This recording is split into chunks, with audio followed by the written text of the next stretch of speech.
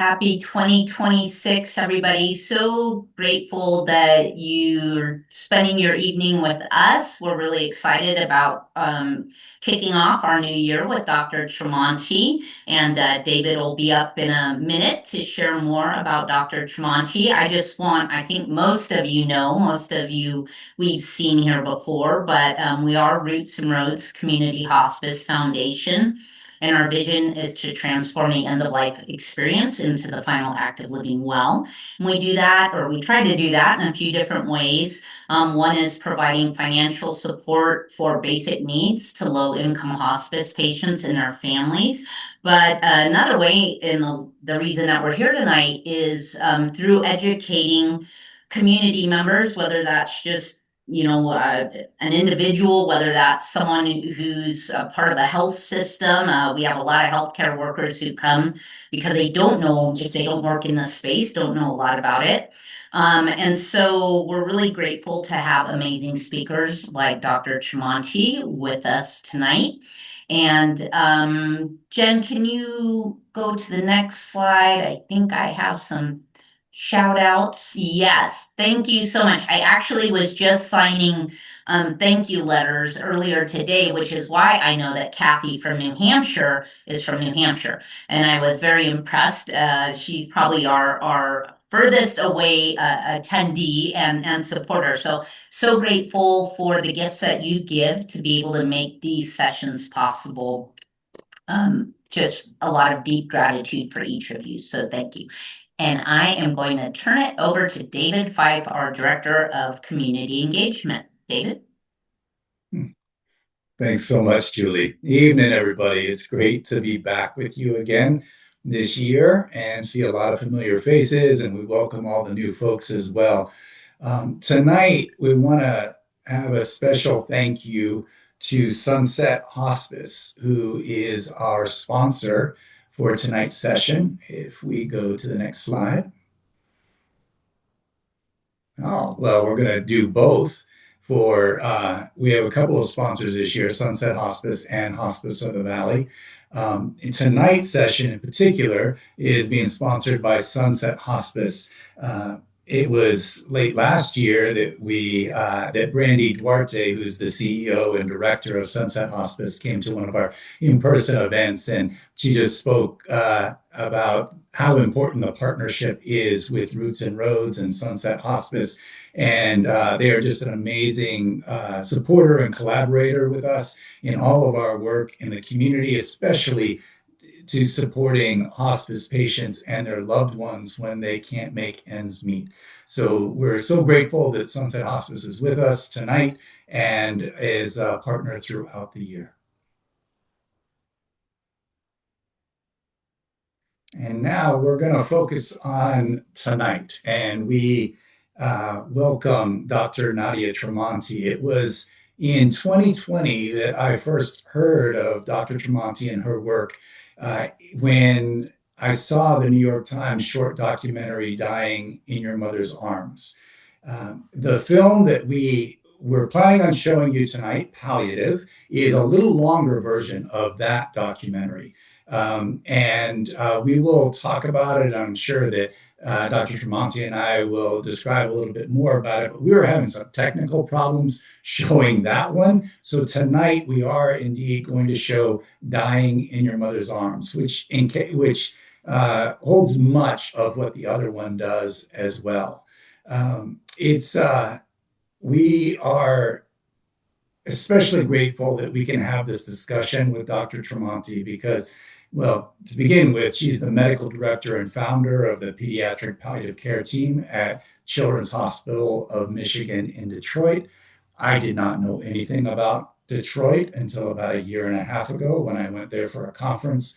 I found it to be an amazingly welcoming, hospitable, kind city, and I can see why she brags about being from there originally. I'm not going to read the bio that's in front of you. I encourage you to do that on your own. But she too is caring and a very generous person who's also a gifted communicator, someone who has over the years cultivated the capacity to be with suffering and to sit with the unanswerable questions. And she also helps families discern the best way forward in their lives. We are grateful to have her with us tonight, especially since, as Julie said, it's so late in Detroit. We should have let her know that she could have worn her PJs if she wanted to do that. And I'm sure she had a long day. I heard it was snowing in Detroit, which it's hard for us to comprehend here in Tucson as it was 75 degrees. Before we begin, Dr. Tremonti, maybe you would like to say a few things to help us prepare for the film that we're about to see. Certainly. Thanks so much for inviting me and including me. I just a little aside, I think I figured out how to show the film. So when we go to it, well, maybe the whole audience will give us a 20-second little thing. I'm going to try and share it from my screen if it works. Or I might try and share the link over, but I think it should work. Anyway, but I'll tell you a little bit about the movie. So actually, I was approached. So there was a production team of ER doctors from Colorado who had gotten together with a goal of making documentary films from a physician perspective, but to be used for the wider audience. Just on healthcare topics, feeling like to bridge a little bit of the gap between doctors and the lay people. And actually, their first film, which is a really interesting film, it's called 24/7 365, and it's actually the history of emergency medicine. And they were all emergency medicine doctors, so it made a lot of sense. And probably not everybody realizes that actually the medical specialty of emergency medicine and trauma medicine was actually also born here in Detroit. And so their voyage on that first film brought them to Detroit, and they got familiar with some of the doctors here. And one of my mentors was an ER physician by training and then went into palliative medicine. So after that film went forward and did well, they started a new project and were trying to think of what topic, and they chose palliative care. They were then like, they got the idea they kind of wanted to center it in a city, like give it a geographic location. So they chose Detroit after their experiences here.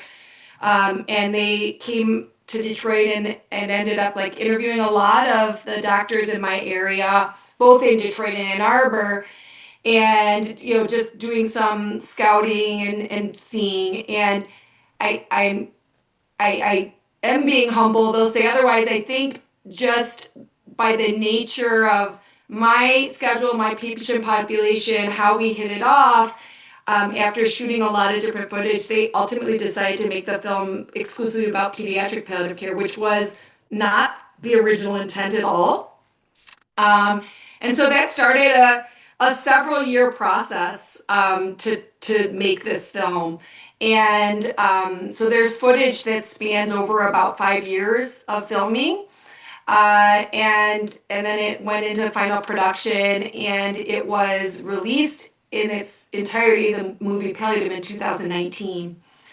And I think it is a really interesting event. What happened? So in mid 20 or early 2020, around February, the New York Times approached the producers of Palliative, asking if they would be willing to make a special New York Times edit for the New York Times op-eds section. So I don't know, or op docs, excuse me. And they have New York Times releases documentaries that they sponsor, and they have a little bit of a time crunch that was shorter than our film. And they actually very specifically, they asked to edit the film with more focus on death and dying.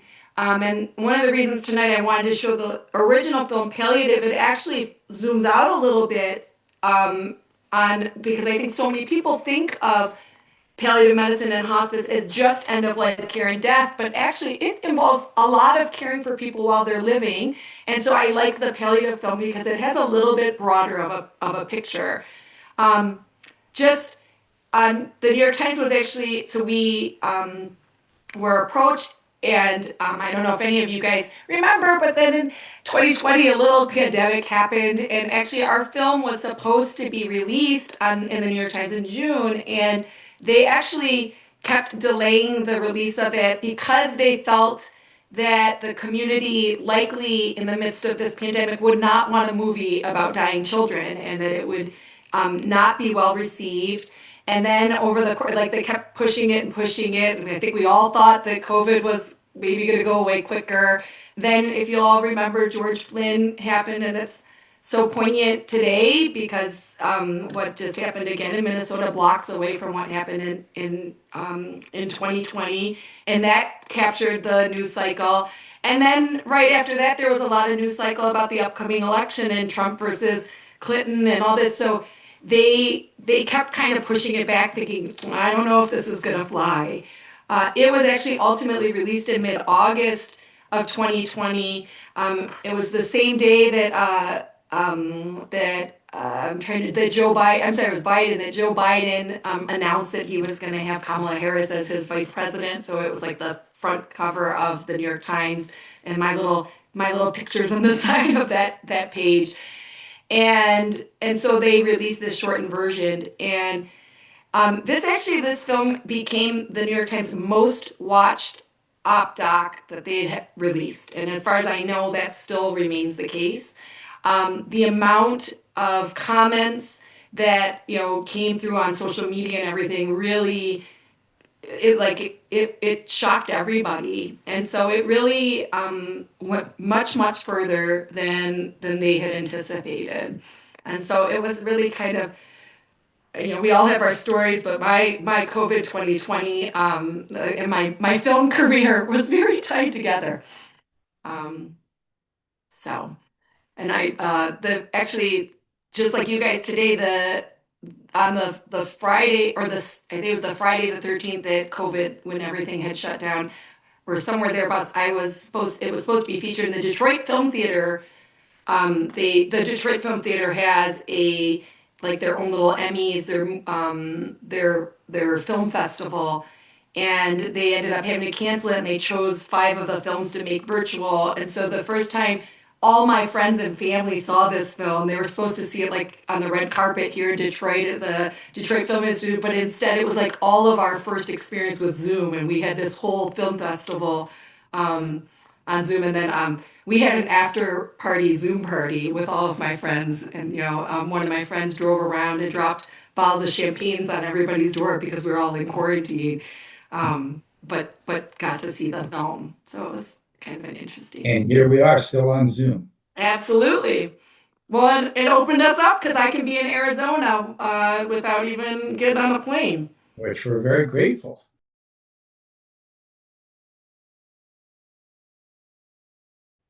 As we begin to enter into a time of discussion, I was wondering, Dr. Tremonti, could you share a little bit about yourself and how you became drawn to pediatric palliative care? Was it something that you knew early on in medical school you wanted to do, or was it something that developed later? It was definitely not a job that you're like, this is what I'm going to grow up and do. I knew I wanted to be a doctor quite young in life. I would say grade school. Um, I feel like my path was pretty serendipitous, and so when I got to college, I actually my major was in biomedical sciences that all like pre-med people do, but I actually had the gift of a lot of time, extra time in college, and my additional major was in comparative religion. And the reason I did that made that my studies is that I had this feeling. I was not raised with religion. My mom raised us agnostic. She was raised actually atheist. And I had this idea that if I was going to be a doctor, I would be taking care of people who are sick, and people who are sick likely pray and turn to God. And it was something I knew nothing about. And I really felt the drive that I should know more about this thing that the vast majority of the world is interested in. And so I would say that was like the first serendipitous spot. I still at that moment I wanted, I was looking into surgery. When I started medical school, I was very interested in becoming an OBGYN and bringing life into this world. And actually, I totally did not have any interest in pediatrics. And anybody who's been through medical school, in your third year, you have to do all these clinical rotations of kind of the major fields. And then at the end of your third year, you have to decide what you're going to do and where your training is. And so I actually put pediatrics at the very end of my third year because it was the one thing I knew I did not want to do. And actually, when I had started my pediatric rotation, just because of the number of students, instead of doing general pediatrics, I chose to do my rotation on the oncology floor completely because I was like, that way I'll just learn about cancer and I'll ignore that it's kids. And I had already completed all of my applications for OBGYN to do residency. And on that rotation, on the oncology rotation, I had a couple of really moving experiences with families that I really felt a very deep calling to taking care of people in that way. And so very last minute, I decided to put in applications for pediatrics. And I had this entire intent that I was going to be a pediatric cancer specialist. And so I changed all my gears and I went into pediatric residency. And my first month in pediatric residency, I was on the cancer floor because I was like, this is what I'm going to dedicate my life to.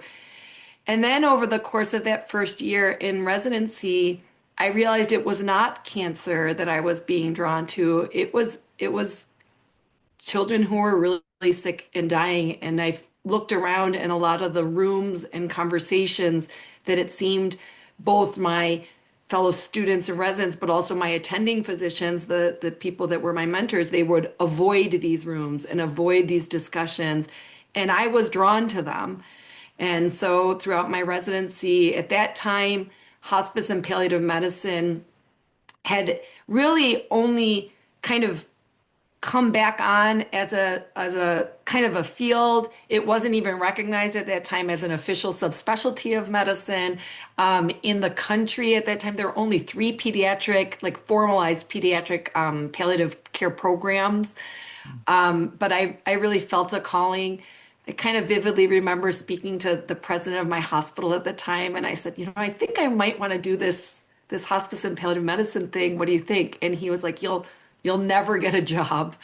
And I was like, I think I'm going to do it anyway. And luckily, throughout my pediatric residency, I did explore and I realized I do like kids. And I was like, well, if it just ends up I just am a general pediatrician, that's okay. But I got kind of, again, this serendipitous experience that like right in my area, like in Detroit, they had started this hospice and palliative medicine fellowship and we were able to get me in.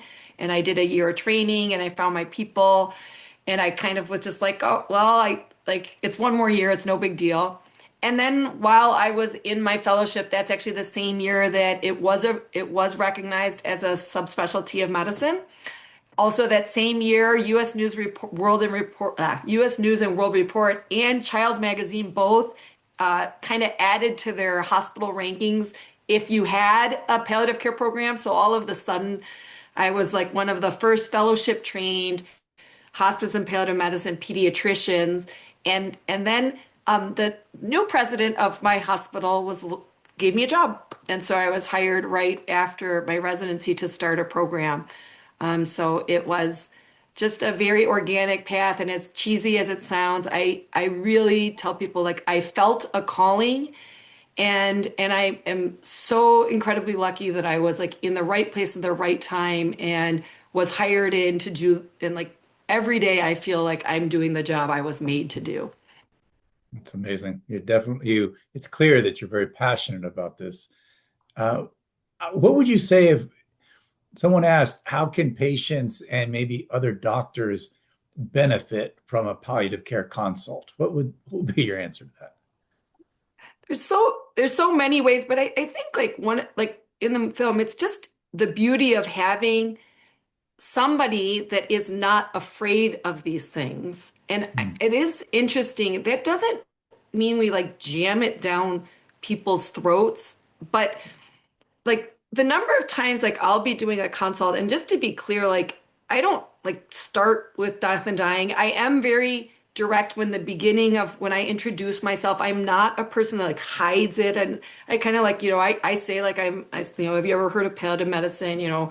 I work in a field of hospice and palliative medicine. Have you ever heard about hospice? And I do kind of say, like that's only one part of what I do. But just like that's probably the only seed like I plant. And then I do my whole consult and like it's really asking people about their lives and everything.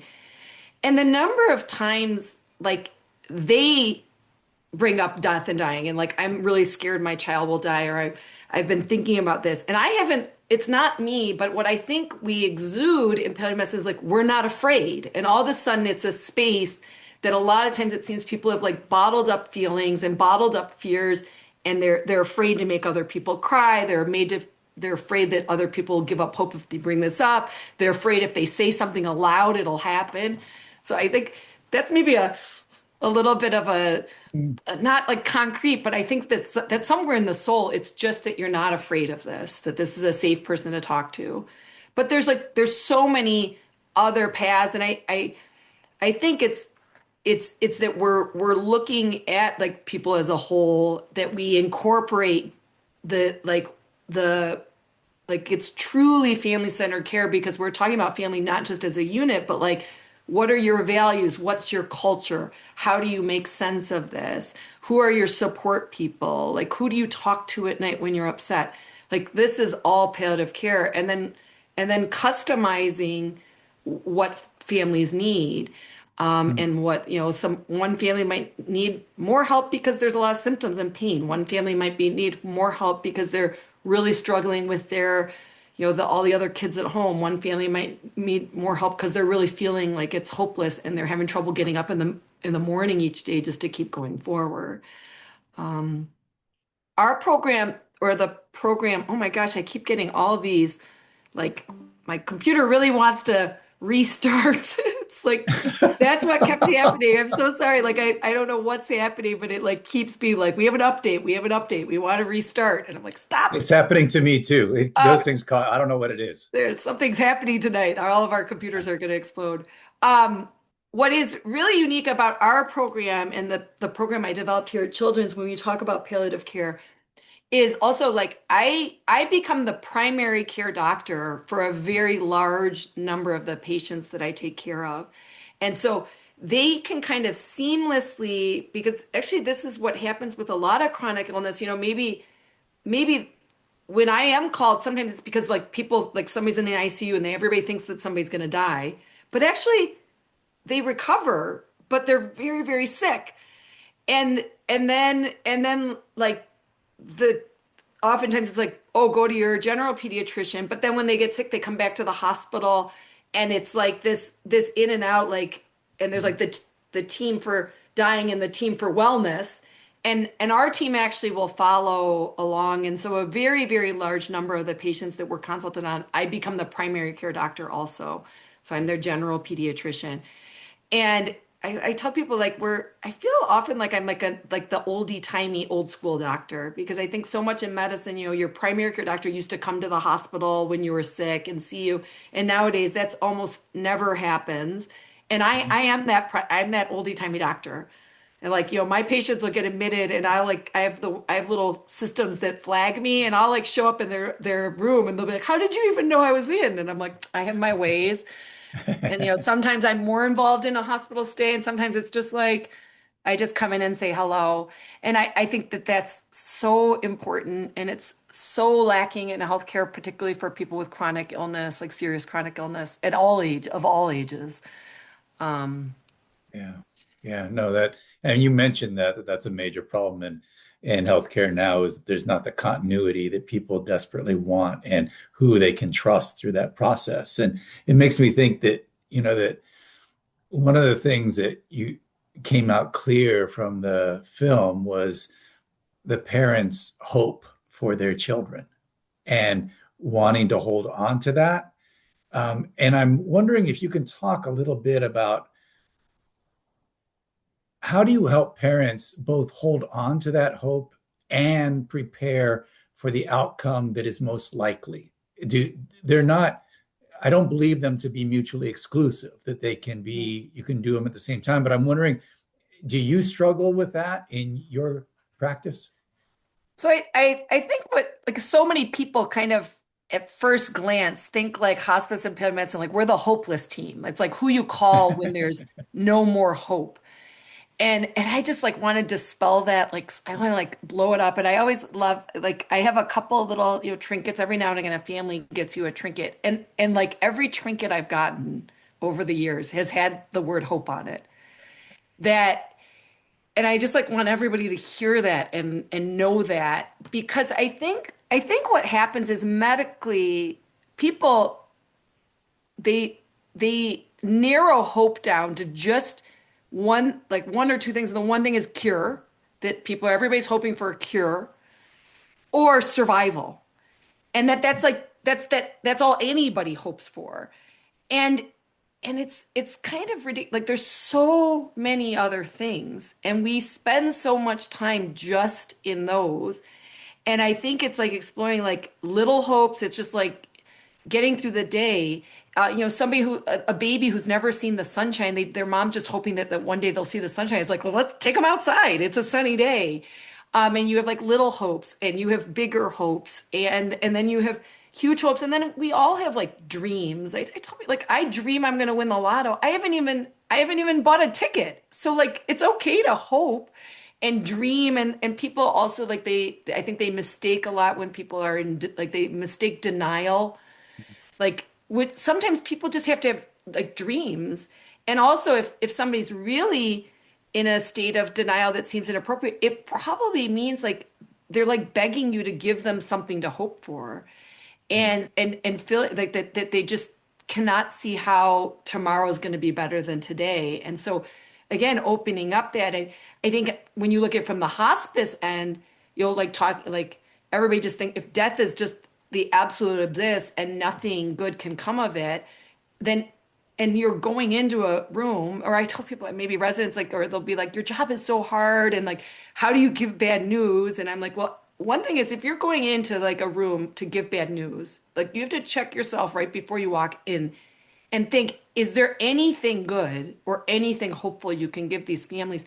If not, I like take a pause because if you're just about to inundate somebody with absolute negativity, like most people will shut down and it can be really hard. Like I think I have such respect for ER doctors, when there's a trauma death with no preparation and they have to tell family like somebody dies and like how do you find something good? And they do too. They like, we want you to know we did everything we could. Like they can do this, or they might like, do you want to come in while we're doing CPR so that you can be there in the room so that they know that you're here? Do you want to hold their hand? And like, even though that might seem, it's like that was a connection, that there was something, that it wasn't like the person just like had absolutely nothing negative, like nothing positive. And so I wouldn't I don't struggle in that hope realm. I do sometimes with family, like if all a family is hoping for is survival and they're maybe not very open with their other feelings, it sometimes can be hard. I think in the film, it's so funny when I watch it after years and there's like and I remember the family, there was a child that came off the heart transplant list and it's kind of awkward because I was like, if you want to talk, if he wakes up, and she's like, he will wake up. And then I'm like, that's what I'm like, sure he will. And then I was like, I'm terrible because like, even though like now I can, like, I, at that moment did not think that that child would wake up. And I can give the sad, like that child didn't wake up. But like in that moment, the family had already had a big day, had already had a lot of hopes taken away about her. And so they had to have that hope that he'd wake up for that day. They needed it. And so, it's not our job to like eliminate every single hope every single time. Like, I love that moment in the film actually when she said that because it's that it's their journey. It's what they value and their priorities, not what we're pushing in terms of medicine and or what we think is most likely. So yeah, I really appreciated that time. Jennifer, people can unmute, correct, to ask questions. If you do have a question that you want to ask, you could raise your hand in the little reaction thing, and we'll call on you. And until somebody does that, I do know that you also teach and you mentor doctors. How do you help doctors become more comfortable in their own skin about loss and grief and serious illness and death and dying? Do you have ways of helping teach folks to think about this? Like I mean, I like there's formal ways, like I give lectures, and there is when I have a big group of people, a couple of questions I really love asking doctors, especially like across the age spectrum, is first of all just to ask themselves, have they ever seen anybody die in their personal lives versus their professional lives? And actually, what's usually is actually in the younger the doctor, the less likely they have seen somebody die in their personal life. Then I kind of asked, like, have you ever seen anybody die the way you would want to die? And it's like, I'll have like two hands. And then I'll say, have you ever seen somebody die the way you would not want to die? And it's like everybody raises their hand. And we are so hyper exposed to like deaths and like traumas that are like, this isn't how I want it to be. And maybe just kind of opening up with people like, what is it that you don't like about these, and how would you want it to be different, and acknowledging that is maybe a way.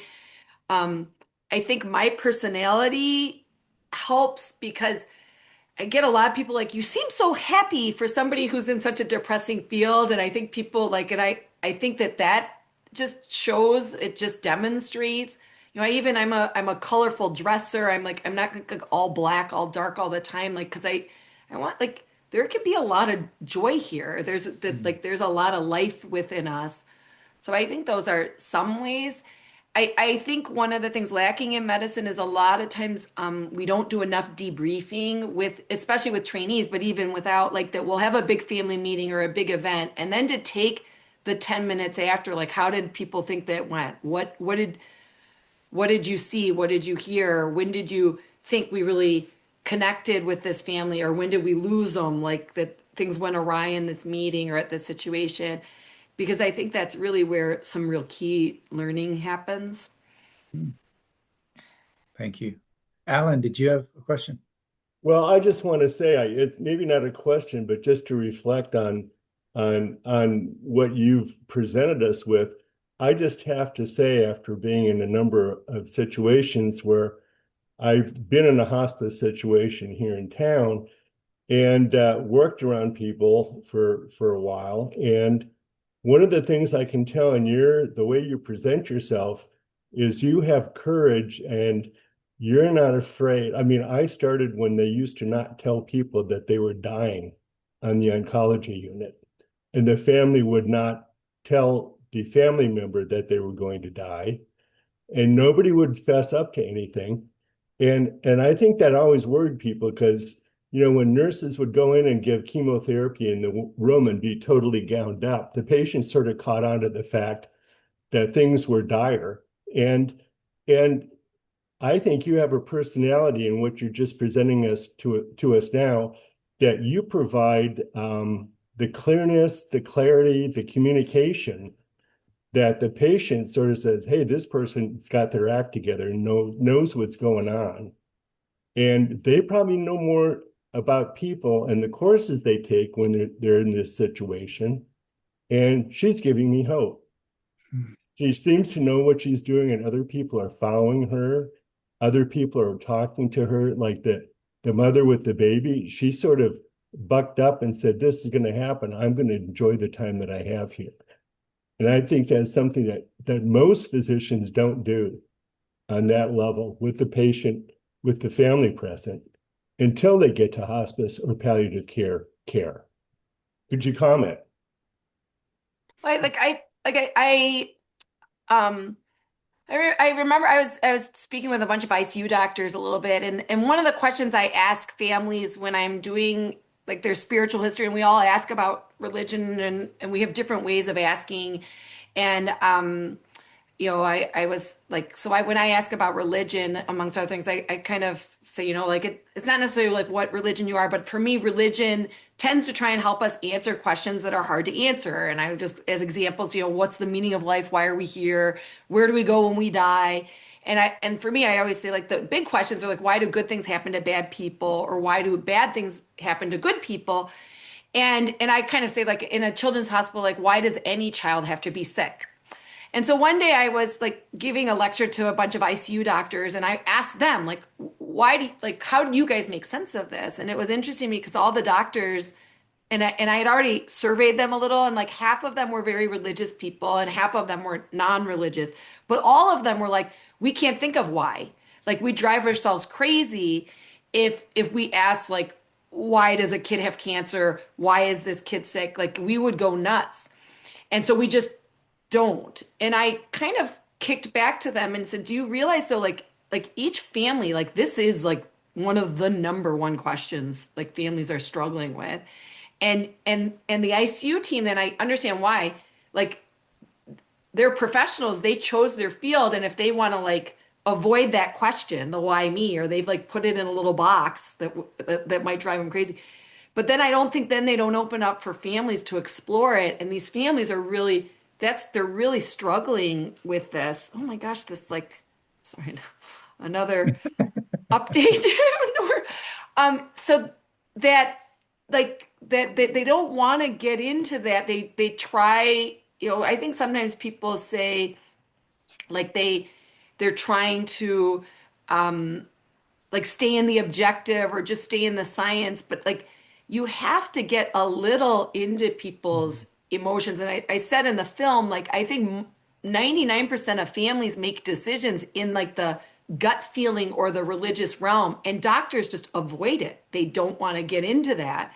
They don't they like keep trying to put it in like the data realm, and like you have a 4% chance of this and 90% chance of that, when in like that's not where families are. And you kind of have to, or that's not where most are. You have to like ask those questions like, how are you coping with this? How are you making sense of this?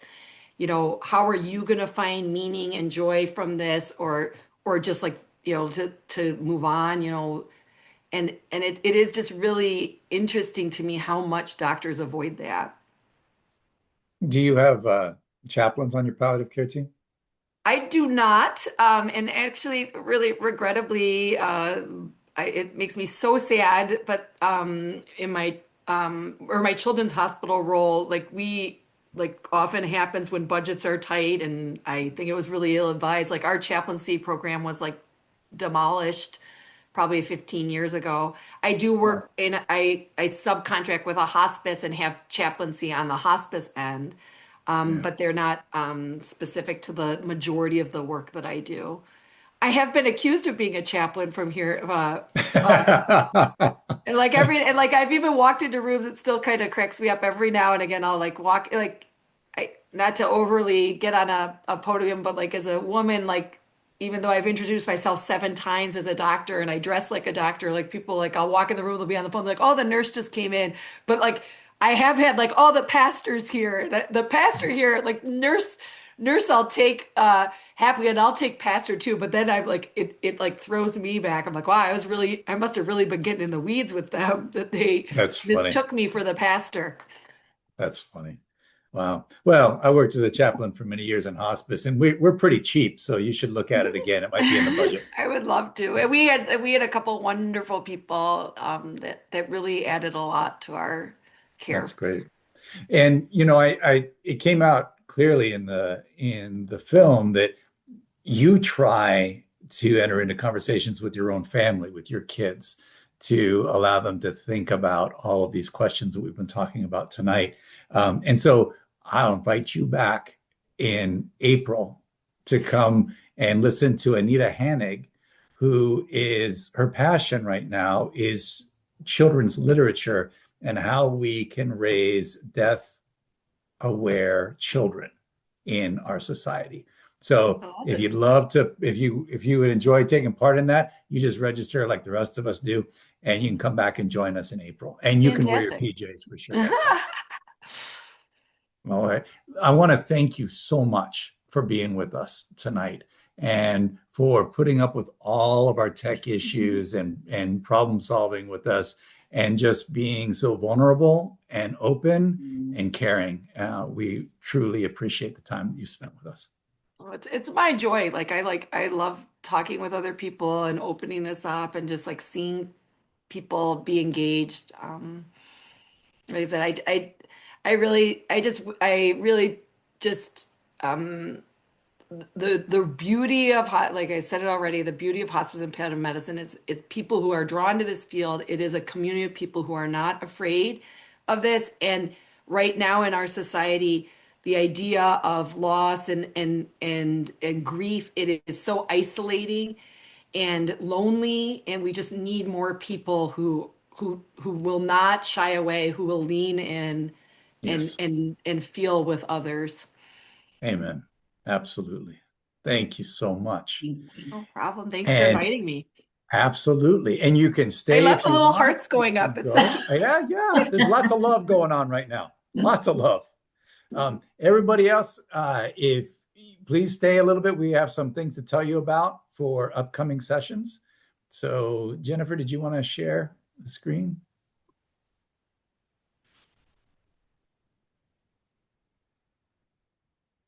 So I think Tim had put in the chat talking about how this translates in palliative care to working with adults as well. And so next month, we have Dr. Sunita Puri with us. And she is a palliative care physician out of UC Irvine. And we'll be talking about suffering in life's 11th hour, spirituality, faith, medicine, and what it means to deal with serious illness care and answering, or not so much answering, but grappling with so many of these questions. And the focus will be much more with adults. So Tim, come back and we'll also continue the conversation with that. And then in March, on March 19th, we have Imam Jamal Rahman out of Seattle. He will be offering a session on life lessons gleaned from grief and loss and Islamic perspective. He is a true gift. He's been here with us a number of times over the last quarter century, and he's back with us to focus in much more about, as Dr. Tremonti said, the joy and the compassion and the love that can be found even as we're struggling to say goodbye to one another. So please join us for that. Do we have another one? No. Okay. So Jennifer's going to take over. Yeah, we're going to do things just a little bit different. As soon as we close our meeting, you will be hopefully prompted, if all tech things being as they are, you should get our survey when you close out of Zoom tonight. If you don't mind, please, your feedback means so much to us. So please make sure and complete that. And then really, that's all we have. So thank you so much for joining us, everybody. Thank you, Dr. Tremonti. We hope you all guys have a good night. Thanks, everyone. Great to see y'all. Go to bed, Dr. Tremonti. And Kathy. Good night, everyone.